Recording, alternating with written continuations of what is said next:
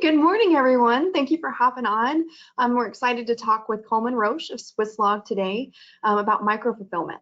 So before we get really into our questions, Colman, would you share some about your experience and your role at Swisslog? Absolutely. My role at Swisslog is I'm a leader of the business unit that focuses on e-commerce and retail. So that's really everything that we focus on. We have other business units that focus on other businesses.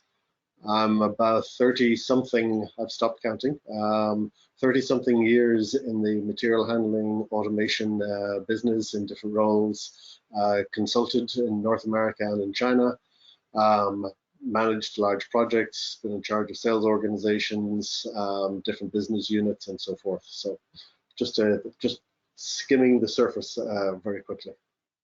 Sure. Well, I've had the pleasure of watching some of your videos and some of the articles you've been featured in, and you've always been a wealth of information. So I'm really excited to talk with you today about micro-fulfillment. To get us started, what is the difference between micro-fulfillment and traditional fulfillment as most people know it? Micro-fulfillment really brings fulfillment closer to the consumer. It brings it into large city environments, brings it closer to medium-sized city environments with the intent of being able to get product to the consumer quickly. So the biggest personification of that right now is on the grocery front, whereby groceries can be picked in a micro-fulfillment center quickly and be available for you to pick up at the curb or to be delivered to home. Traditional distribution are further. They're often in low cost environments, rural areas. Then product is brought to stores, retail stores, whether they're grocery or clothing or so forth, and then obviously go to the retail store, or they're shipped typically two plus days, as we all know from our e-commerce shopping habits of our own. To consumers. So the time frame for the consumer between the order placement and the receipt of the order is much shorter in a micro-fulfillment distribution environment. And you mentioned grocery being the predominant use of it right now.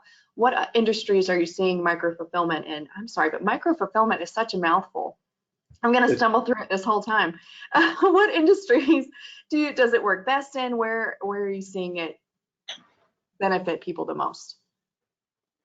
So we're seeing the biggest burst in it right now in grocery. The US, before the pandemic, the US lagged a little bit behind for online grocery, behind countries like the UK and France. Whereas on, if you like, what's now become traditional e-commerce, the US was well ahead of almost anywhere in the world.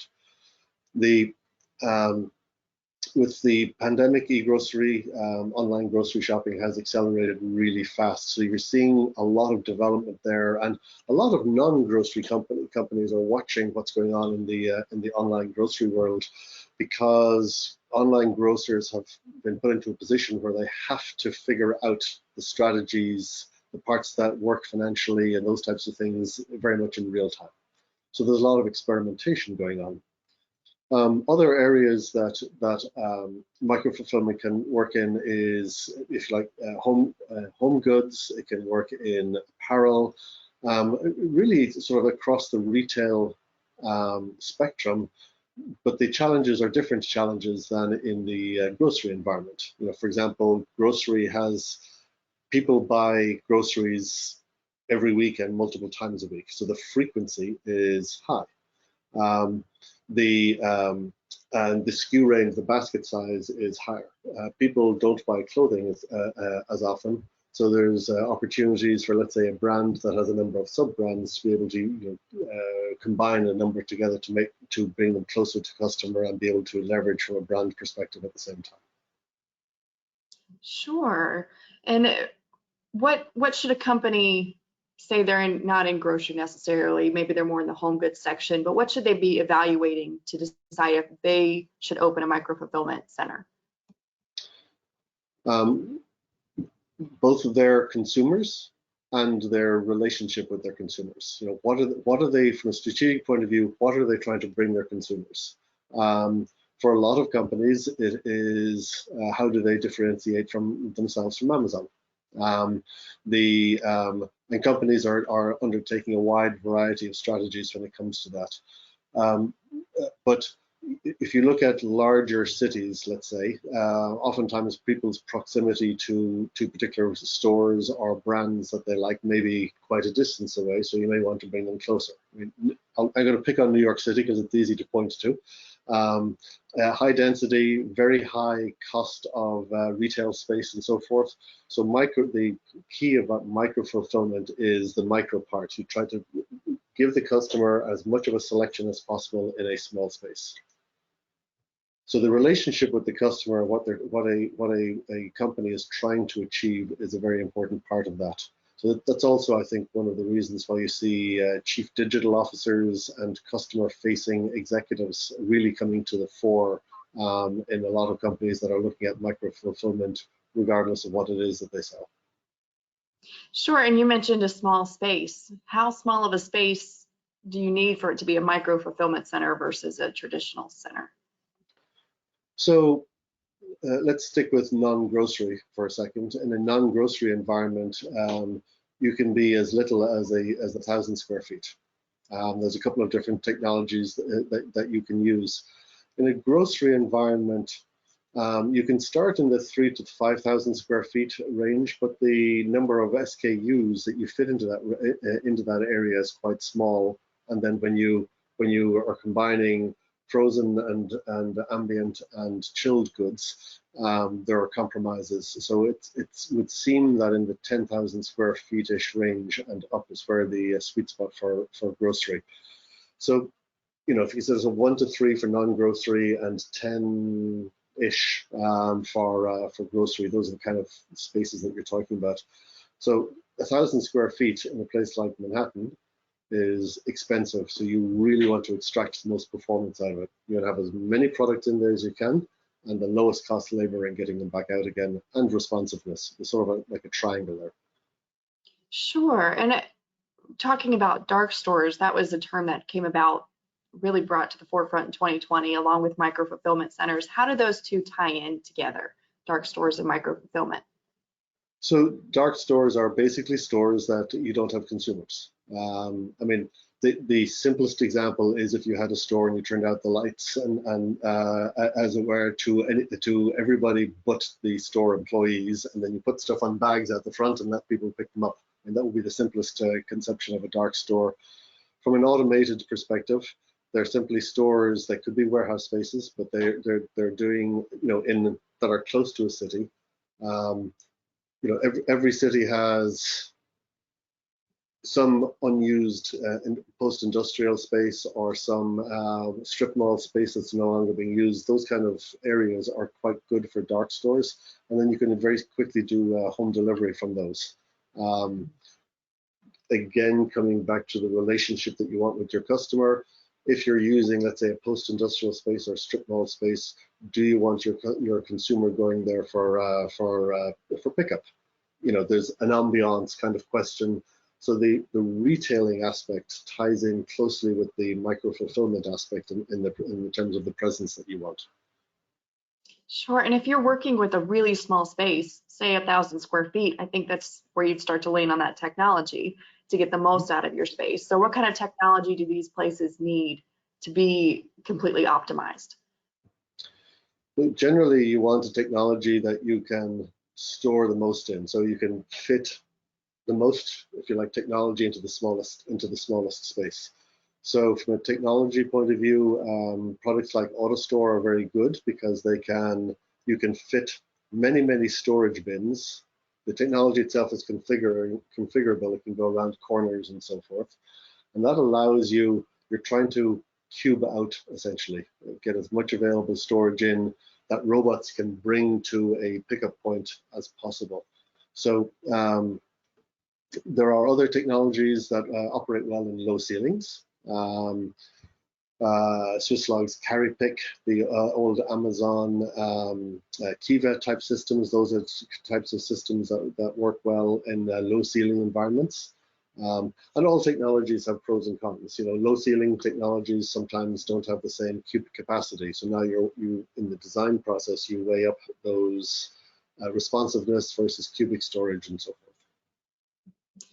Sure. In a post-pandemic world, kind of, we were last week, maybe not this week anymore. Where are these centers going? What's the future of micro-fulfillment and technology?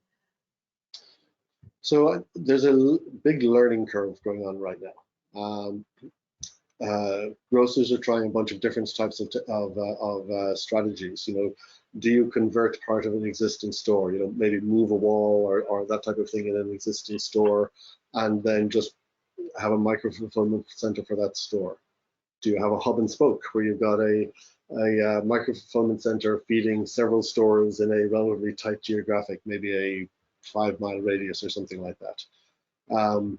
Do you do dark stores that are focused on home delivery? All of these strategic questions have different implications in how you on how many you deploy, what your capital investment is, and so forth.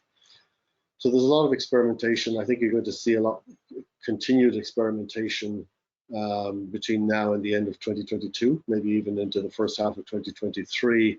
And at the same time, you are seeing deployments, you know, multiple site deployments. You know, grocers, particularly with multiple MFCs, some of them manual and many of them automated.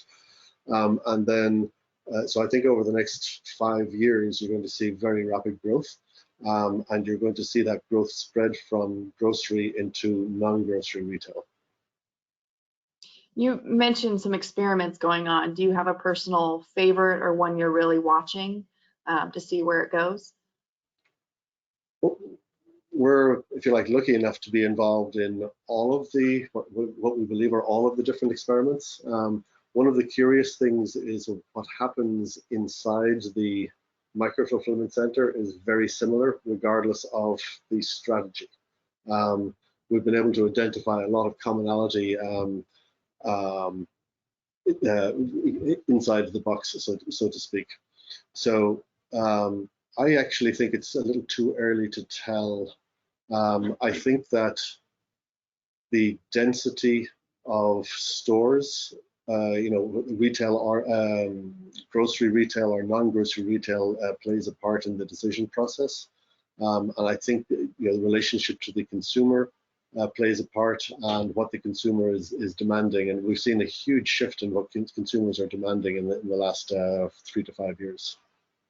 Oh, for sure. Yeah, that's changed a lot. Where do you see the shift to more micro fulfillment centers in the trend in micro fulfillment centers? Where do you see that taking supply chains overall in the next few years? So in a way, micro fulfillment centers are sort of inserting themselves partway into the relationship between the distribution center, if you like, and the consumer. So let's say in a traditional retail environment, I'm going to ignore e-commerce for a second. In a traditional retail environment, you have, you know, product comes in from wherever it comes in, you know, often from Asia, and then it comes into maybe a central warehouse that may move product to a regional warehouse and then to stores, and that's where the customer interaction occurs. In an e-commerce environment, you may build completely separate e-commerce distribution centers, or you may convert part of existing distribution centers into e-commerce, and then the relationship with the customer changes to where the customer interacts when they place the order, and their receipt of the order, their experience of how they receive the order is an important one based on the timing of the delivery and the accuracy and all of those types of things. Micro fulfillment centers are sort of a halfway house. You get the product being delivered to the micro fulfillment center from a distribution center or a regional distribution center, and then it flows out of there to the consumer. In a grocery micro fulfillment center, you might have 2 to 5 days of inventory on hand. So it's almost like a flow-through kind of environment, but it's a new element that's between the distribution center and the consumer. In a non-grocery micro-fulfillment center, you may have more days on hand. Another thing that a micro-fulfillment center allows you to do, particularly if you deliver to it very frequently, is it may allow you to offer a wider range of SKUs more quickly. So it could be, if you're looking at a shirt, it may allow you to offer more sizes, or on men's shirts, more variation in sleeve lengths and those types of things. So you can use it for the front end retailer differentiation as well.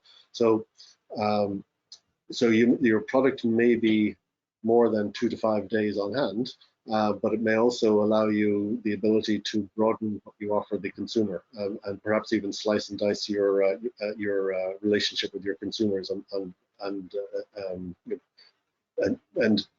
interact more closely with them. Sure. And I'm sure in your 30 years of experience, you've seen micro-fulfillment centers that did well and some that did not do well. What is the difference there? What are the keys to making a center the best it can be? What companies are really focusing now is ongoing operating costs. When micro-fulfillment centers started coming along, and you can even look at grocery going back to the original Peapod and the online grocers and so forth, oftentimes there was strategic differentiation. And even as recently as 3 to 5 years ago, companies were looking at micro-fulfillment for strategic differentiation, looking over their shoulder at competitors, for example, and what they're doing, or looking ahead to try and differentiate themselves from competitors, and the cost justification was less important. In the last couple of years, the focus the strategic implications are very important, but just like every other part of a supply chain, micro-fulfillment centers have to stand up on their own from a justification of investment. So companies are using more traditional methods of justification, justifying any capital expenditure. Do you add another store? Do you add a micro-fulfillment center? And so you're seeing, return on investment, payback periods, return on capital, IRR. You're seeing the full range of financial justifications coming into the picture now. Sure. And in your opinion, the ROI of a micro-fulfillment center over a retail store, that would be higher most of the time. You can serve more customers that way. Yeah. So I think the strategic implications come into play there to some extent, because sometimes retailers will want to add stores because it adds more physical presence in the market. From a cost of reaching a consumer, though, the automation that's inside a micro-fulfillment center lowers your cost per item shipped. Because you're using automation, you're getting pick rates. If you compare walking around a store to pick stuff to ship out to somebody versus the picking with automation in a micro-fulfillment center is 4 to 6 times faster, with the resulting lower cost per picked item. So that's really where the justification comes in. The other differentiation is one of the things that retailers struggle when you have paid pickers going through a store is, did somebody, has a regular consumer in a retail store just picked that item? It's available, but in a fuzzy way. Whereas in a micro-fulfillment center, you have very accurate tracking of inventory, so the likelihood of having the item there is that much higher. Sure. Well, what would you like to tell people about the future of micro-fulfillment? What are you telling your clients right now about where it's going? The future of micro-fulfillment is it's going to become, in about probably 4 or 5 years, it'll become less of a differentiator and more of a must-have. If you're going to have a close relationship with your customers, more than likely, particularly in high density cities, you'll have more and more micro-fulfillment. I think you'll see I'm putting aside the grocery end of things for a second, but I think you'll see collaboration between retailers to jointly work to get more return on investment out of small micro fulfillment centers that may serve more than one brand. You'll see more collaborative models. I think you'll see more use of vacant strip mall space used for things like micro fulfillment centers. And I know that malls, while a lot of them are struggling now, they're having mixed feelings about, do you want fulfillment within malls? I think you'll see some shifts there and some creativity around the front end of those, the customer pickup interactions and so forth. So I think you'll see much more of a retailing, imaginative approach, customer-friendly approach to those types of things. Potentially customers interacting or seeing robots doing things, which makes them interesting to younger kids and what have you. I think you'll see some excitement around some of the technologies that are being developed. So you'll see a lot more growth, and I think you'll see accelerating growth over the next number of years as well. Yes, well, I can't wait. So that was pretty much the pre-formatted questions that we had for this. If you want to submit some questions for Colman, please do so in the questions in your sidebar area of your GoToWebinar. We'll get started with the first few. We might not have time to get through all of these, but if you'll submit your questions, we'll try to get Colman to answer them afterwards via email in that box. So what does transition from traditional warehouse to micro fulfillment look like for a company? So the traditional warehouses will typically remain in place. And when you're fulfilling to a micro fulfillment center, so you start a micro fulfillment center, you're shipping goods to the micro fulfillment center in sort of a similar way to the way you ship them to a store. So it's regular replenishment. You can use the same truck routes often, and the question may be frequency of shipment. I mean, you can easily do top-off shipments by shipping packages via FedEx and so forth into micro fulfillment, particularly if you're looking at frequent replenishment for items that are you might only hold one of. A white shirt which is XXXL, you may only have one in sleeves that are 34 to 36 inches long. You might only have one in stock. So the interaction from the distribution center to the micro fulfillment center will look very, very similar to the store. So from that point of view, it's relatively easily integrated. In the grocery environment, the bigger challenge is you have to break products, a large range of products down by chilled and ambient and so forth. And also product that's potentially more easily damaged. I mean, think of produce and those types of things. They go well into the automation that we deploy into micro fulfillment centers, but you've got a much bigger breaking down of packages that has to go on. So one of the big differences that's occurring is using the packaging that comes out of the traditional retail distribution center is prepackaged to just drop into the automation. That minimizes the receiving aspect, which, as we all know, is a non-value added part of the distribution process.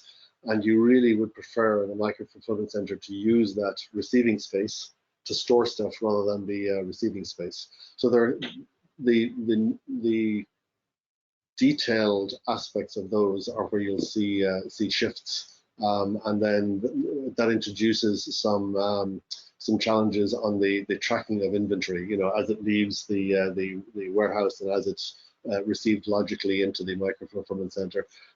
I know those are small details, but those are the small details that make the difference between making product move in a streamlined way through the supply chain. Yeah, absolutely. And how will standalone micro fulfillment centers position themselves versus traditional grocery networks? How are those going to contrast? So there's an element of from whose perspective, if you like? From the consumer's perspective, the consumer has no interaction with a traditional warehouse, a traditional supply chain. All they, if I go to a grocery store, all I care about is the product that I want on the shelf when I get there. From a consumer point of view, there's no change. From the they want, from the micro fulfillment center, they want the product shipped to their door when they want it. So it's up to the retailer to make sure, from a customer experience point of view, that occurs. They have all the product, supply chain is doing what it needs to do, and the product comes out the door, and the delivery is at 2:15 in the afternoon. From the chief financial officer's perspective, the micro fulfillment center is another cost center in the supply chain. So the and there's operating costs and so forth. From the operations folks, the operation of a micro fulfillment center is rather different than a retail store. Automated, higher speed, in terms of numbers of orders per day and so forth. So from an operator's perspective, that's where one of the biggest learning curves is going on within the micro fulfillment community. The interaction required to make things happen quickly is an important one, and results in somewhat different procedures and so forth. And one of the things I think everybody has a challenge with now is labor. And one of the advantages of micro fulfillment centers is that you get a lot more orders picked per full-time equivalent. And one of the key things that's really emerged is that these technologies need to be really easy to use, because if you have employee turnover, and we all do, if we have employee turnover, then you need to be able to move somebody else in and be able to get back up to speed very, very quickly. So I know I'm giving a sort of a multifaceted answer there, but there's a lot of different aspects. No, that makes complete sense. And if somebody is going to open a micro fulfillment center, what is the fastest way to do that with the shortest go live date? So the fastest way to open a micro fulfillment center is manual. Automation, everybody wants automation now, so the lead times are going out. There's no getting around that. The companies have recognized the benefits of automation, so therefore demand for automation has gone possibly to the highest that I've ever seen it. So if you really want fast, then going manual, barcode readers. Now that also means that you have to deploy some form of a warehouse management system, and that depending on what it is, can be quite slow. So in a grocery environment, that's a question of buy traditional grocery components and put them up, fridges and freezers and so forth. And that is one of the things that many grocers did during the pandemic. You have to react quickly. Demand has changed, and so you jump in there.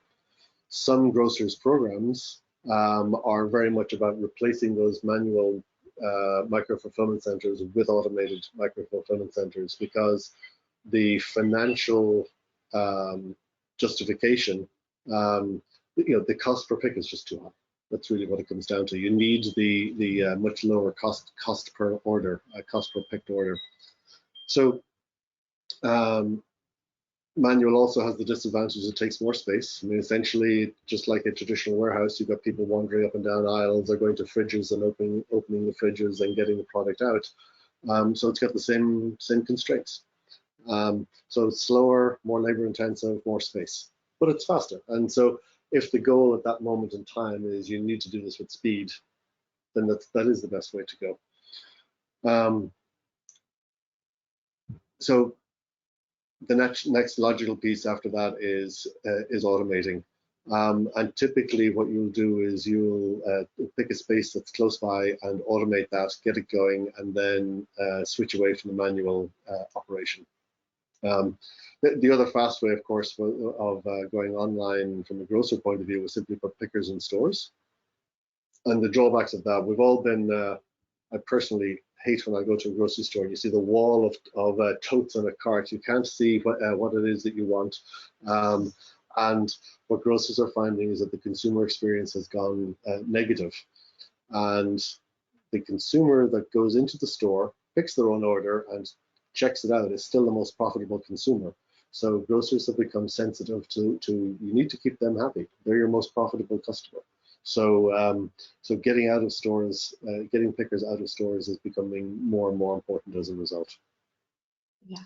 The more people that go online shopping, so somewhere 8 to 15% of consumers going online shopping, that's when grocery stores break down. Too many pickers in the stores. So it's a lower percentage than you would have thought. I've heard some grocers estimate as little as 5% of your orders means you have to go and get pickers out of the stores.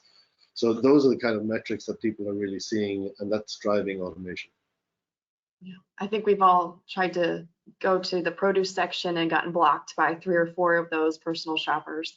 And bless their heart, they're young kids and they can't pick the right produce like their mama would. so it cuts down on that experience. It's still convenient, but it's hard to get them to pick the right bananas versus the not right bananas. Sorry, all right, we've got time for, I believe, just one more question. How is expanding beyond the sweet spot of grocery into general e-commerce orders, and what are the limiting factors in micro-fulfillment? So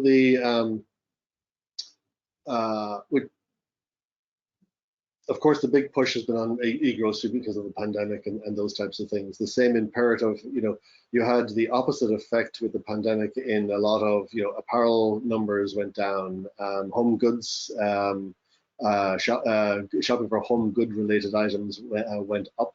But a lot of the stuff that people regularly shop for went down. So there's a lag effect as a result of that, as apparel and so forth come back up to more normal shopping, and you're also seeing more shifts into e-commerce.